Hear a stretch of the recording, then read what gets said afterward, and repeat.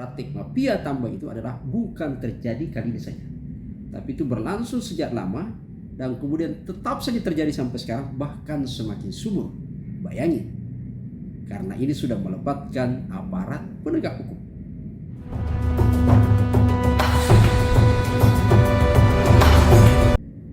Halo teman-teman sekalian, Assalamualaikum warahmatullahi wabarakatuh. Terima kasih kembali bersama kami di channel Ustadz Demokrasi. Ini adalah channel kita semua yang selalu berusaha menyajikan informasi yang aktual, tentu dalam perspektif yang berbeda. Edisi kali ini kita akan membahas soal mafia tambang di negeri kita, Indonesia.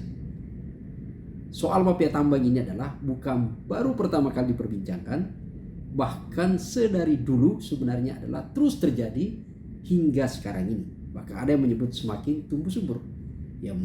Justru yang lebih meriskan adalah karena tidak ada tanda-tanda apakah memang negara bisa mengatasi mafia tambang ini atau kemudian sebaliknya negara akan kalah dengan permainan para mafia. Terlebih ketika kita telisik masuk, yang banyak diduga terlibat adalah justru elemen-elemen yang diharapkan menyelamatkan tambang ini, justru dia ikut jalannya. Sebutlah misalnya adalah oknum para pejabat penegak hukum, baik itu dari kepolisian, kejaksaan, dan lain sebagainya. Ini tentu sesuatu yang sangat memiriskan kita semua.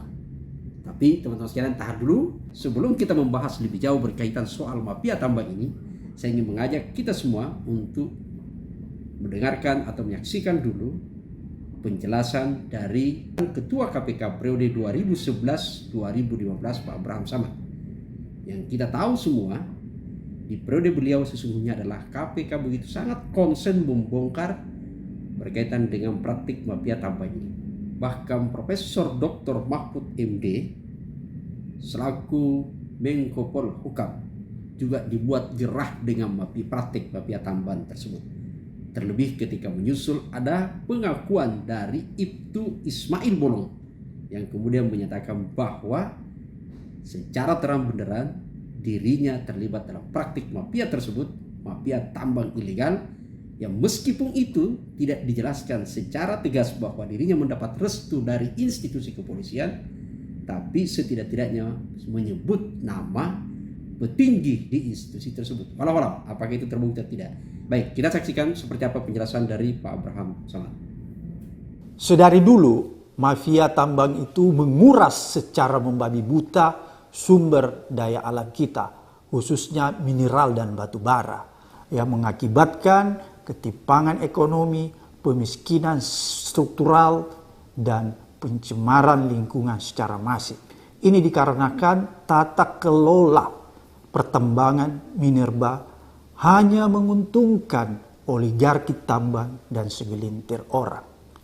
Oleh karena itulah pada saat saya di KPK, kita melakukan monitoring, analisa serta kajian terhadap sektor pertambangan di minerba.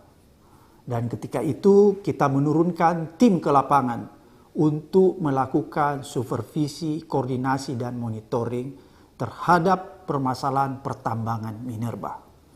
Dari hasil koordinasi, supervisi, dan monitoring di lapangan, kita temukan berbagai macam permasalahan di sektor pertambangan minerba.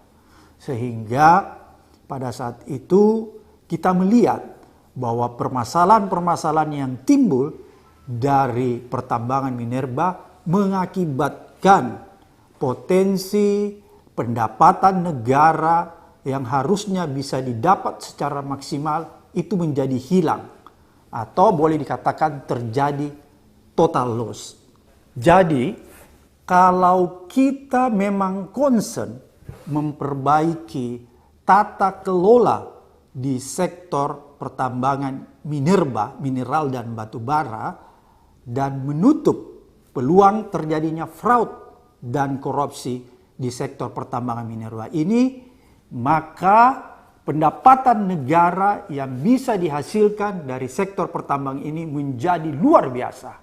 Bahkan dari pendapatan negara yang didapatkan dari sektor pertambangan minerba ini dapat digunakan untuk membayar utang negara dan juga dapat digunakan untuk memperbaiki atau meningkatkan penghasilan gaji bagi ASN, TNI, Polri, dan juga dapat memperbaiki taraf hidup masyarakat, khususnya dalam bidang pendidikan dan kesehatan. Teman-teman sekalian, sekali lagi saya menyatakan bahwa seperti yang saya sebutkan tadi, dan dengan diperkuat oleh penjelasan Pak Bram bahwa mafia tambang itu sesungguhnya adalah terjadi sejak dulu. Saya ulangi, praktik mafia tambang itu adalah bukan terjadi kali ini saja, tapi itu berlangsung sejak lama dan kemudian tetap saja terjadi sampai sekarang, bahkan semakin subur. Bayangin, karena ini sudah melibatkan aparat penegak hukum. Padahal seperti yang disebutkan Pak Bram, seandainya praktik mafia tambang ini bisa kemudian segera ditangani secara serius, dicegah untuk kemudian tata kelola tambang dibenahi, untuk kemudian berwawasan lingkungan, maka sesungguhnya negara kita bisa, perekonomian negara kita bisa tumbuh dengan baik. Selain sebenarnya yang disebutkan tadi, teman-teman dari masyarakat sipil yang konsen pada isu tambang gitu ya. Jadi kalau misalnya teman-teman coba kita ingat kembali gitu ya, jaringan advokasi tambang itu sebenarnya sudah pernah mengingatkan kita di tahun 2012 gitu ya.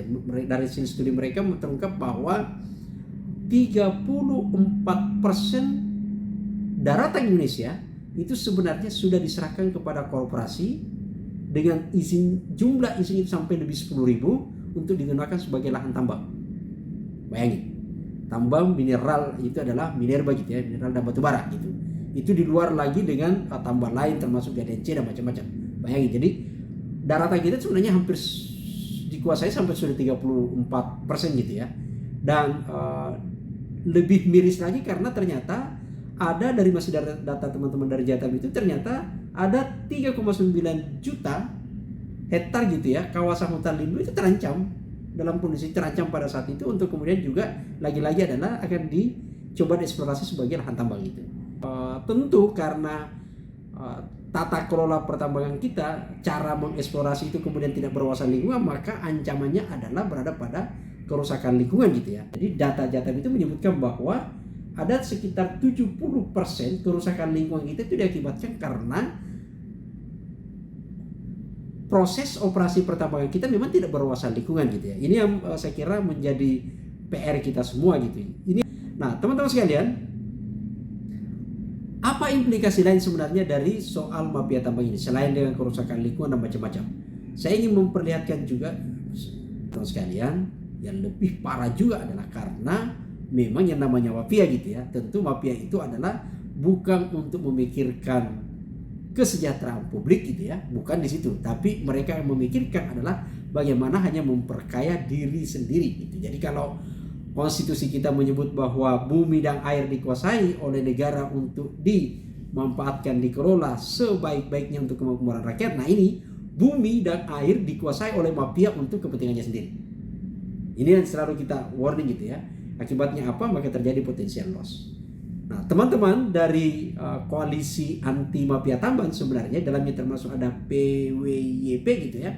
Itu kemudian melakukan penelitian sebenarnya seberapa tingkat kerugian negara kita yang diakibatkan oleh praktik mafia tambang yang sekaligus tidak berwawasan lingkungan itu. Ada yang memang kemudian agak mencengangkan kita semua karena ternyata dari 12 provinsi saja yang disampel ternyata menemukan satu adalah bahwa ternyata di 12 provinsi yang dicoba disurvei itu, termasuk dalamnya ada misalnya dari Aceh, Sumatera, Sulawesi, Kalimantan gitu ya, ternyata menemukan bahwa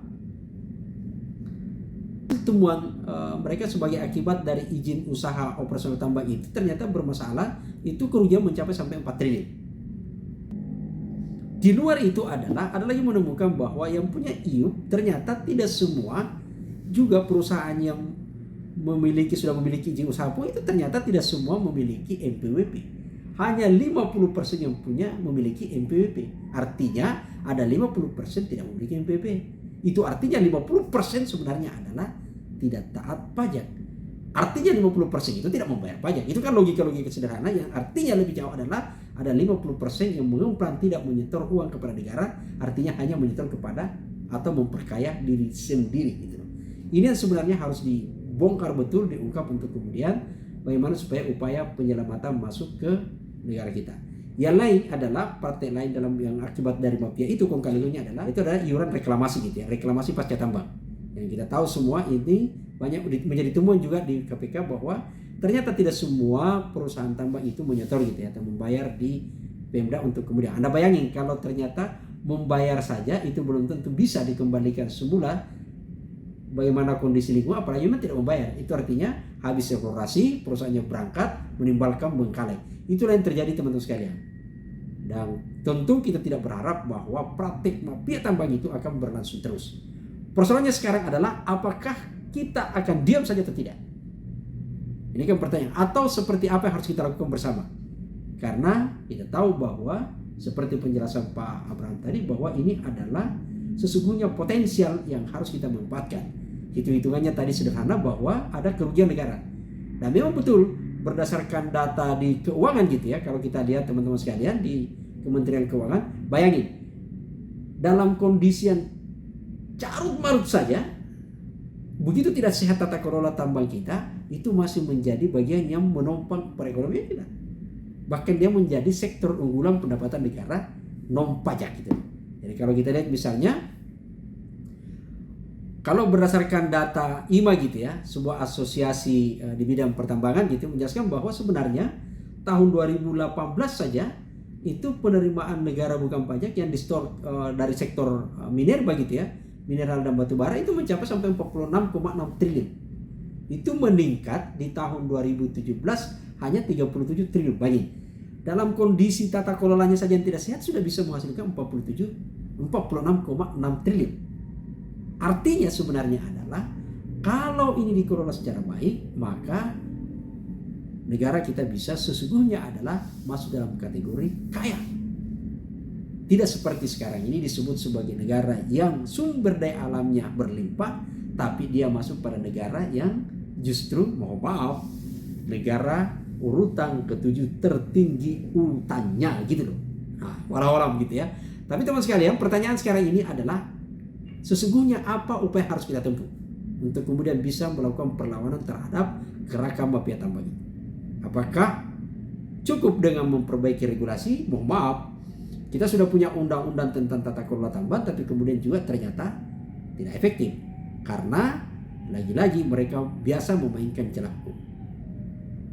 Inilah yang kemudian menjadi sebuah diskursus apa yang harus kita lakukan untuk bisa meminimais atau setidak-tidaknya untuk bisa melakukan perlawanan terhadap mafia atau setidak-tidaknya mempersempit ruang gerak para mafia itu. PR kita sesungguhnya adalah ada dua. Yang jangka pendek ini setidak-tidaknya harusnya adalah paling tidak membangun sebuah sinergitas gitu ya, kolaborasi, kerjasama lembaga para penegak hukum untuk melakukan pembentukan satgas. Itu adalah misalnya KPK, kerjasama KPK, kepolisian, dan kejaksaan TNI.